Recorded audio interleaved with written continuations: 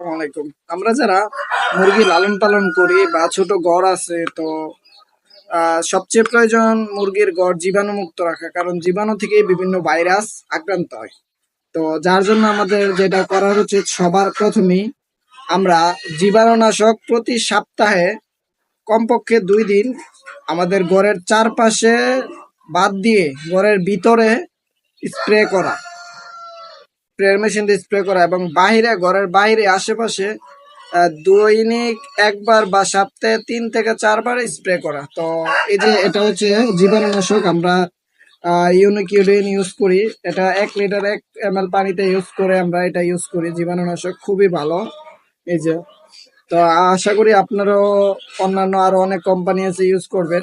এটার মাধ্যমে আপনার মুরগির ঘর পরিষ্কার পরিচ্ছন্নতা থাকবে এবং জীবাণুমুক্ত থাকবে।